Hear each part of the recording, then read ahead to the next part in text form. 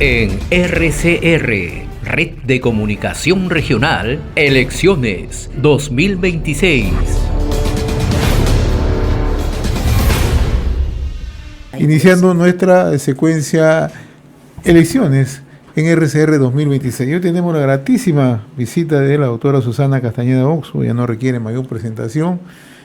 Es una reconocida jurista con muchos años al frente en la judicatura. Actualmente es candidata al Senado Nacional por el partido País para Todos. Un saludo a la doctora, muy amable. ¿Cómo está usted? Muy amable. ¿Cómo marcha la campaña? Bueno, estoy muy contenta porque al comienzo estaba un poquito apagada, ¿Ya? Pero como está viendo ya en los demás partidos y especialmente en País para Todos y con nuestro candidato Carlos Álvarez, esto se viene calentando, pero bastante fuerte y estamos muy bien.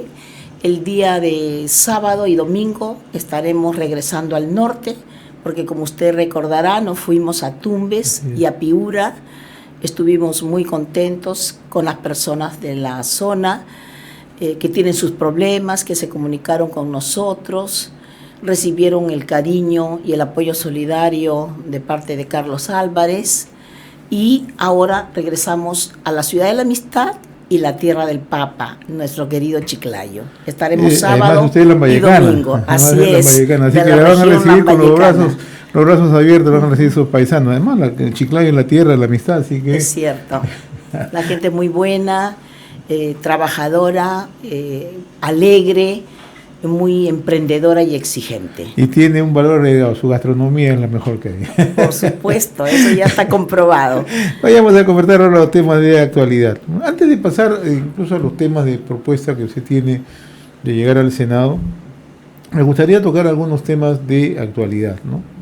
Aprovechando que además usted conoce mucho lo que es el manejo jurídico y también, naturalmente, ¿por qué no plantear una opinión sobre los principales temas del acontecer diario, ¿no?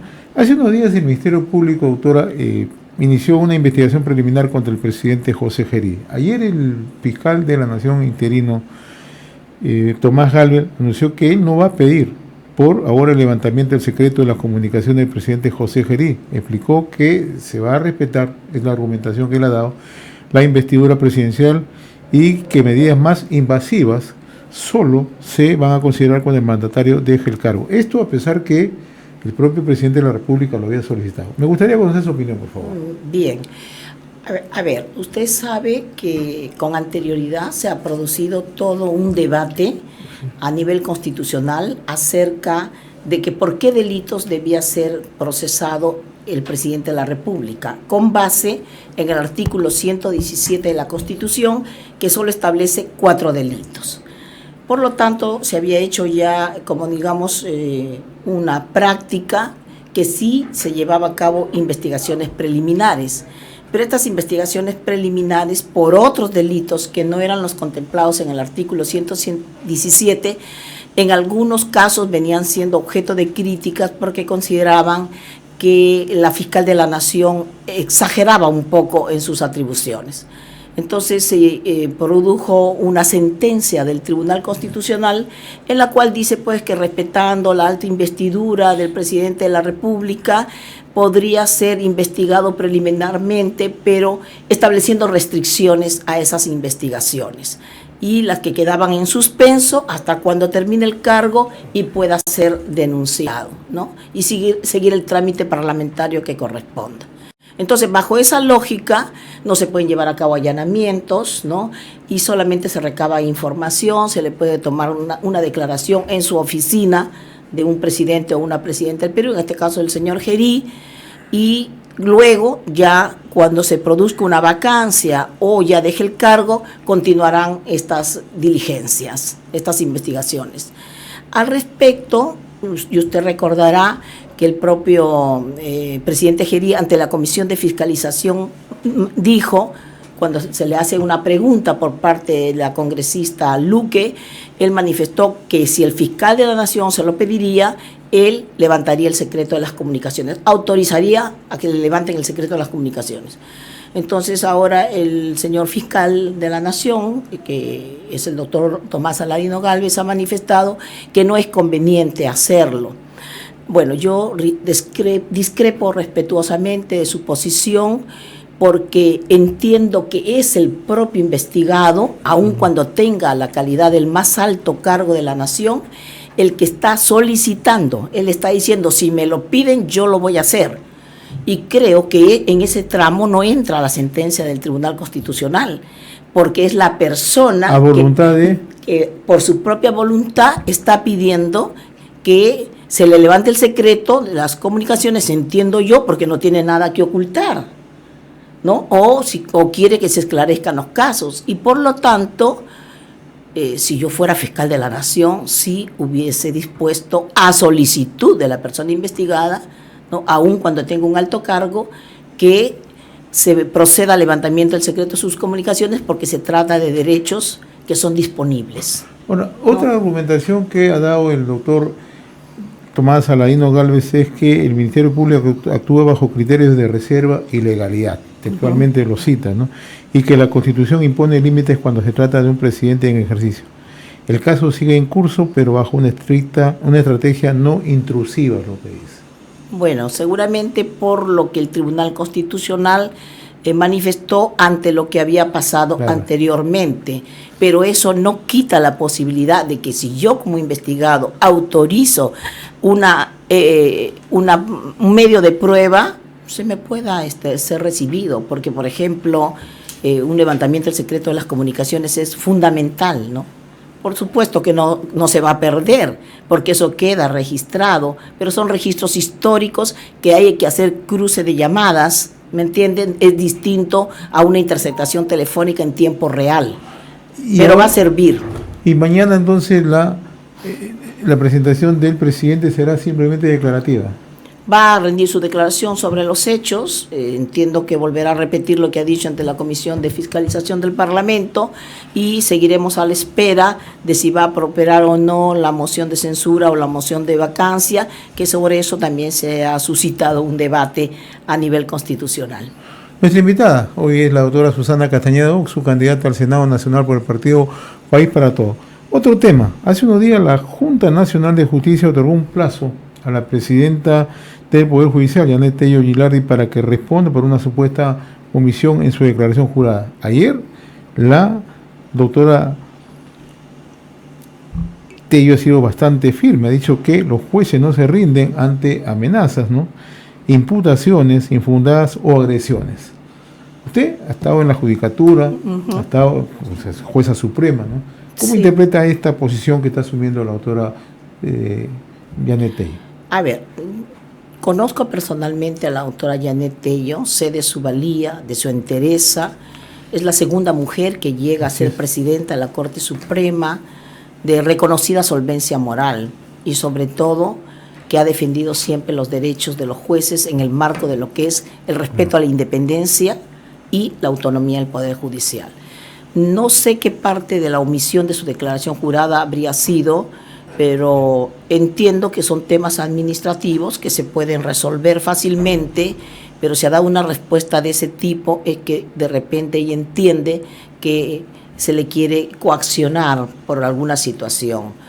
Pero lo que sí tengo que decir es que hace muy poco, en el discurso por el Día del Juez, donde estuvo el presidente de la República y el presidente del Congreso, ella fue muy enfática en decir que respetaba que los otros poderes tengan en cuenta la separación de poderes y permitan que los jueces actúen de manera independiente. Eso con motivo de la inaplicación de la ley que dispone la prescripción de ciertos delitos considerados imprescriptibles antes por el Tribunal Constitucional y ahora sí prescriptibles por el actual Tribunal Constitucional, pero yo entiendo que se trata de un pronunciamiento de jueces que emiten en sus decisiones y por lo tanto tienen una atribución que quizás un día lo podamos conversar, que es el control difuso, que es una potestad que tienen de inaplicar leyes que consideren contrarias a la Constitución.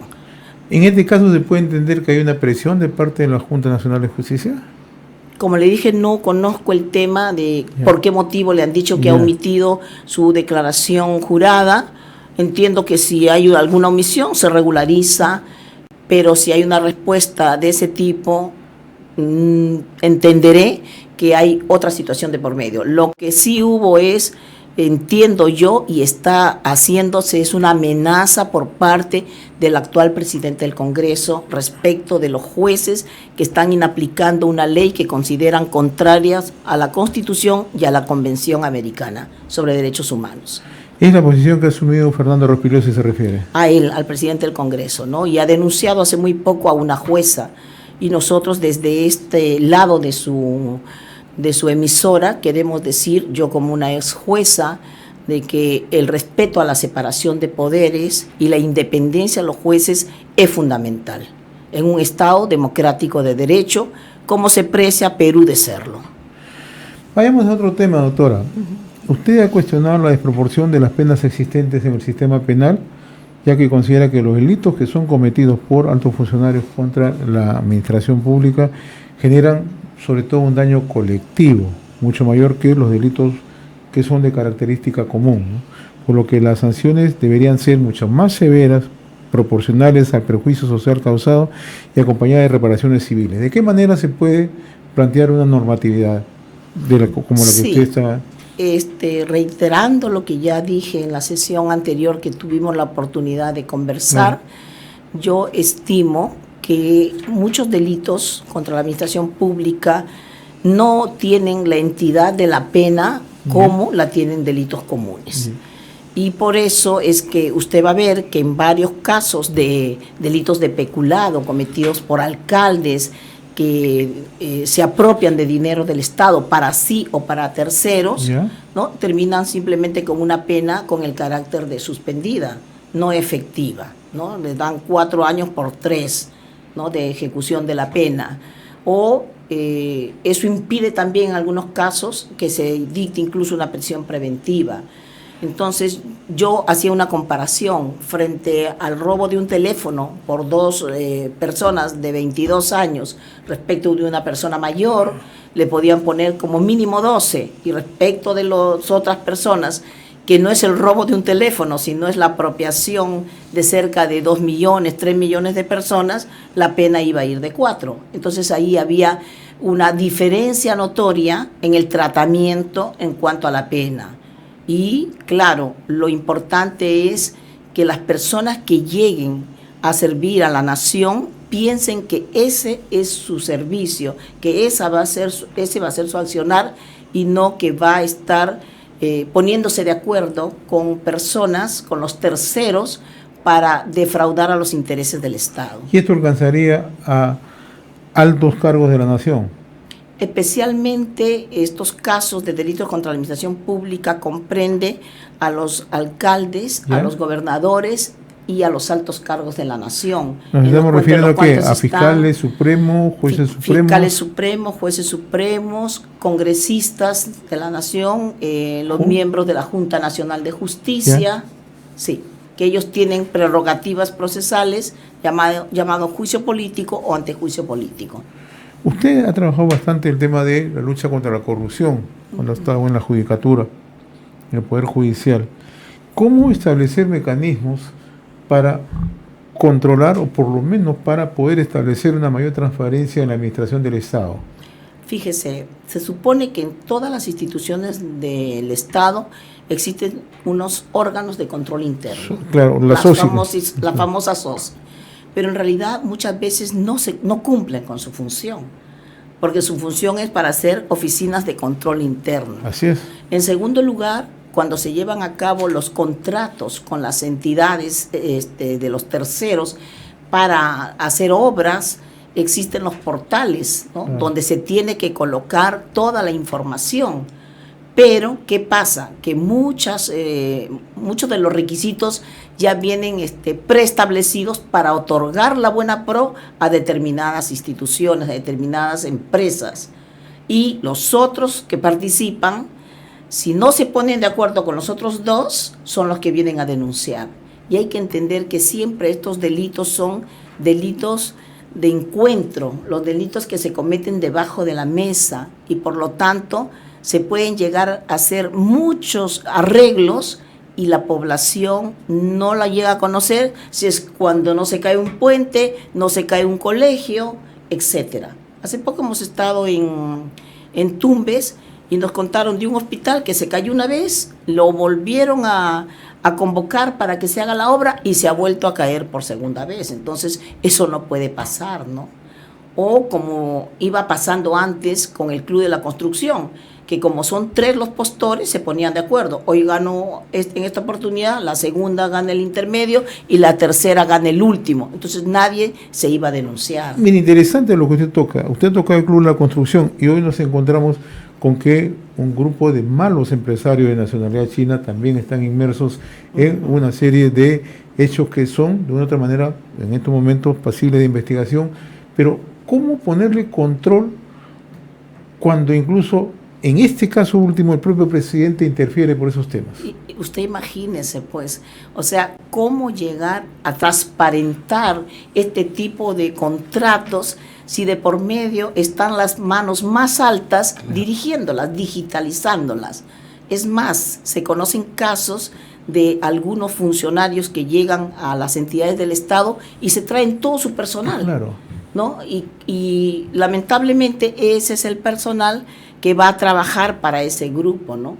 Y nosotros nos encontramos, por ejemplo, con ahora ya es el Club de los Chinos, del Club de la Construcción de los Chinos, donde seguramente si se empiezan a hacer investigaciones, qué cosas van a salir, pero también la Contraloría General de la República tiene su cuota de responsabilidad, porque ellos tienen que hacer los controles previos, los controles concurrentes y los controles posteriores. Esto me da lugar a plantear la siguiente pregunta. ¿Es necesario revisar el papel de la Contraloría, doctora? Yo creo que, aparte del papel de la Contraloría, revisar toda la normativa que se viene dando. Fíjese, a pesar de que se quiere transparentar todo, siempre va a haber problemas porque estos son delitos de encuentro, son delitos donde todo se conversa debajo de la mesa. Si no hay colaboradores eficaces, si es que no hay una persona que se quiera arriesgar y denunciar, esto no se llega a conocer, lamentablemente, ¿no? Ahora, el otro tema que tenemos y que es una preocupación, y cuando uno empieza ya a visionar lo que está ocurriendo, sobre todo en el interior del país, ¿no? Las economías ilegales. Las economías ilegales, cómo se están, de otra manera, ya no solamente ejercitando un control territorial, ¿no? O un control económico por la ingente cantidad de dinero que ellos manejan, sino también ahora hay un control casi político, ¿no? Ellos están financiando algunas campañas políticas. O sea, esto, ¿cómo ejercitar en un gobierno, cómo establecer las reglas para que esto no ocurra en el país? Porque si esto sigue, naturalmente, vamos a colocarnos en una situación muy difícil, ¿no? Hablamos que hay alta informalidad, pero el dominio está de parte de las economías ilegales.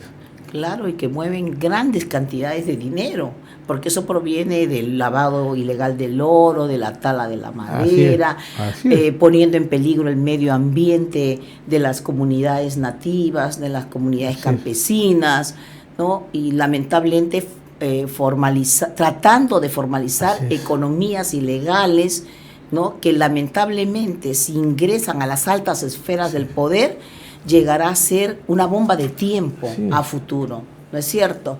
Y se ha detectado últimamente que están, a pesar de que hay una ley de financiamiento de partidos políticos, algunas empresas ilegales, vamos a decir, organizaciones delictivas, que es lo que realmente son, entregan dinero a determinadas organizaciones políticas. Así se ha puesto en los periódicos, y eso sí significaría un gran riesgo para el país, porque al final vamos a estar dominados por mafias, en lugar de estar dominados por partidos políticos que busquen el bienestar general.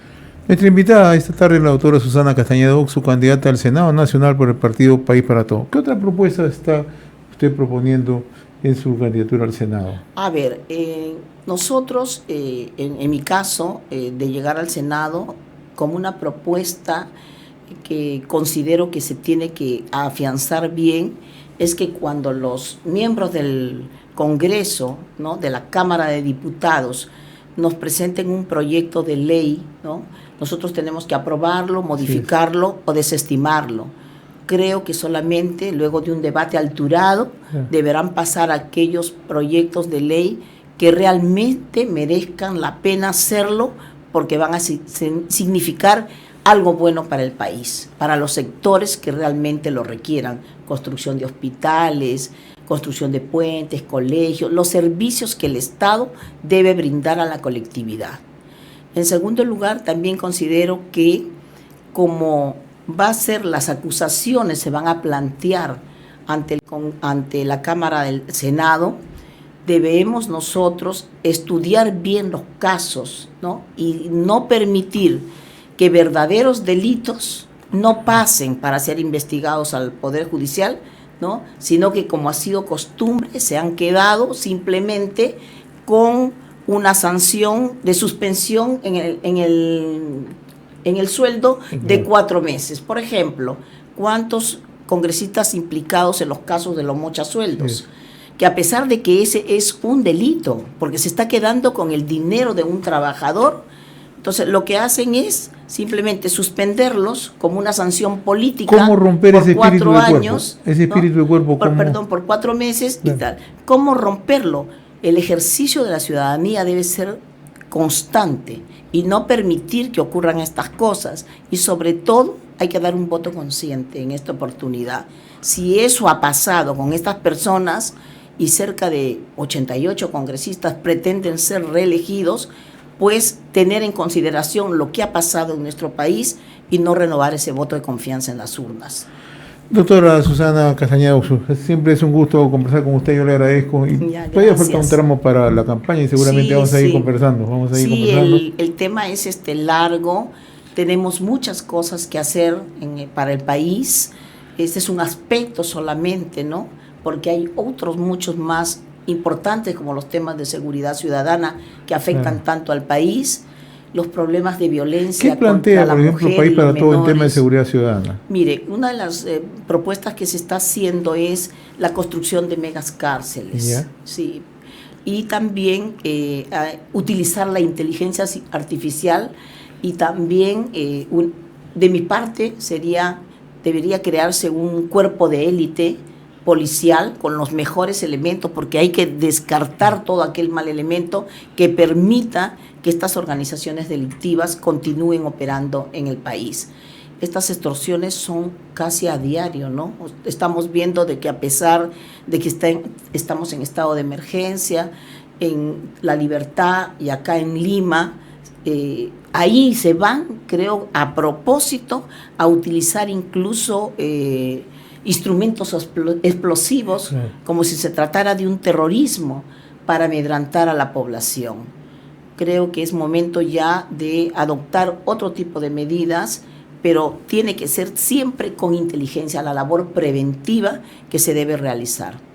Yo le agradezco la amabilidad, como siempre, doctora Susana Castañeda Oxus. En RCR, Red de Comunicación Regional, Elecciones 2026.